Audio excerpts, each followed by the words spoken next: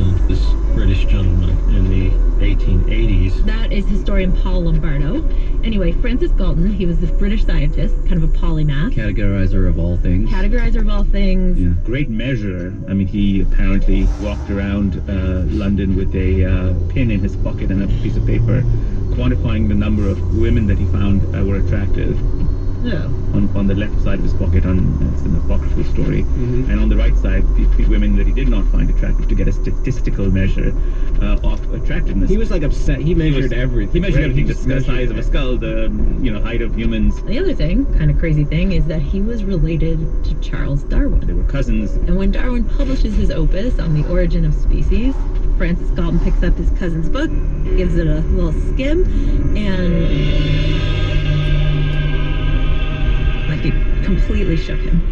And his idea was that this mysterious force of natural selection, which seems to kind of invisibly, naturally shape creatures into their most perfect forms, man could harness this and do the work of nature, but faster and better.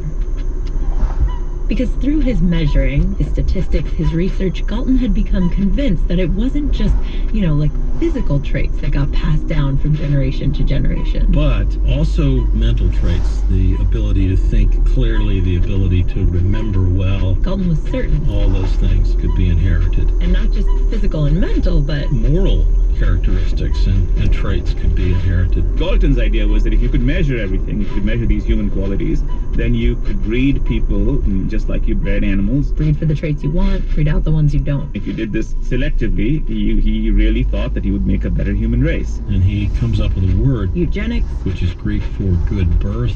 Is that what eugenics means? Yeah. He wants eugenics to be a program of better breeding. So he starts, touring Europe, giving these lectures on this idea of how you could create a happier, healthier society. And he publishes magazine articles about it. Did he ever describe his vision for how this would work? Like practically? Like how he'd go about doing it? Yes. Yeah.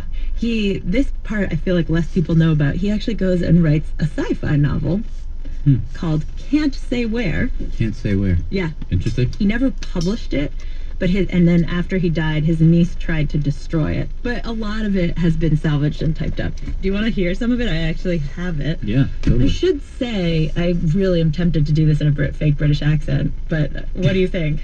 Go for it. Okay. Okay, so I should say that they lay much stress on the aesthetic side of things at Can't Say Where. So it's set in a fictional town called Can't Say Where. Grace and thoroughness is a motto carved over one of the houses for girls in the college. And the physique of the girls, like the people themselves of Can't Say Where, he describes them as promising mothers of a noble race, the good stock. As for the men, they are well built, practice both in military drill and athletics. They're very handsome and virile, but very modestly dressed. Gay without frivolity, friendly without gush, and intelligent without brilliancy. They never gossip. A loutish boy and an awkward girl hardly exist in this place. And the reason why people are so perfect in Can't Say Where is that everyone who enters the society has to take these tests. They have to take all sorts of physical tests, medical tests, and athletic tests, aesthetic tests, and if you do well, you're given all this money and encouraged to have tons of babies.